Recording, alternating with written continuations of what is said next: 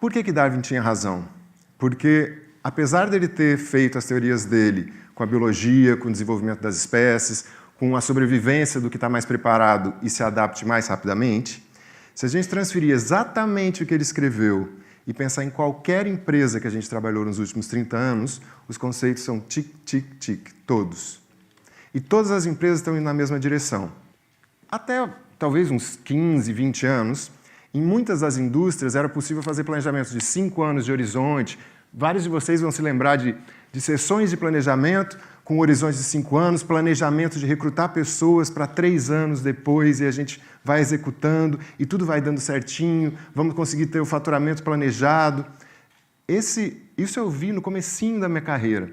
Hoje, eu não lembro de nenhum cliente que eu vi nos últimos 5 anos que consegue fazer isso. O que a gente vê como Agile e o que a gente gostaria de ter em empresas ágeis? E as 3 palavras mais fortes: adaptação, flexibilidade, rapidez. E eu gostaria de somar algumas outras que também são muito importantes para os nossos clientes. A primeira, medir. Para uma empresa ser ágil, é importante decidir o que vai ser medido em uma frequência curta e garantir que essas medições estão justificando decisões que estão indo para frente. Vou contar para vocês o que são esses elementos visíveis que a gente tem encontrado em organizações ágeis.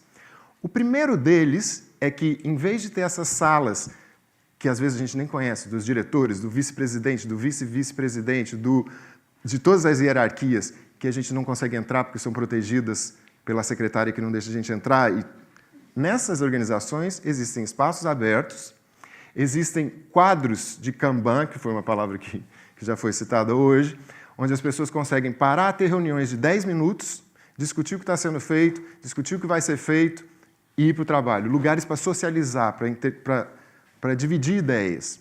Uma outra coisa muito importante em empresas ágeis, que também é simbolizada pela cadeira vazia que vocês acabaram de comentar, o cliente está presente.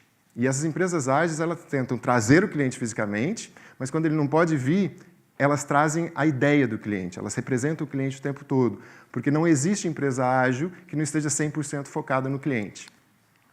Uma outra característica muito clara das empresas ágeis, que não precisa de palavras, porque a gente usa muito squad, tribes, essas palavras. Essas palavras são conceitos, mas as empresas não precisam usar.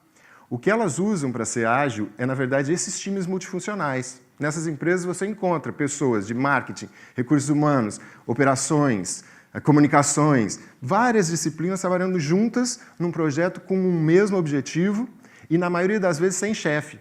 O número mais claro que saiu é que, entre as empresas comparadas com as outras da mesma indústria, as ágeis têm 37% maior crescimento. Então, existe algo que as empresas ágeis fazem que dão para elas um multiplicador muito maior, porque se 37% de crescimento num ano em cima do outro, as empresas exponencialmente crescem. E, além disso, o mesmo estudo mostrou que essas mesmas empresas, comparadas com as mesmas empresas da mesma indústria, elas têm 30% a mais de lucro. Nenhuma empresa que quer ser ágil vai seguir o caminho da outra, ou deve seguir o caminho da outra. As empresas têm que entender o que é importante para elas, no estágio que elas estão, quase que numa alquimia, porque ser ágil não é um processinho A, B, C, D.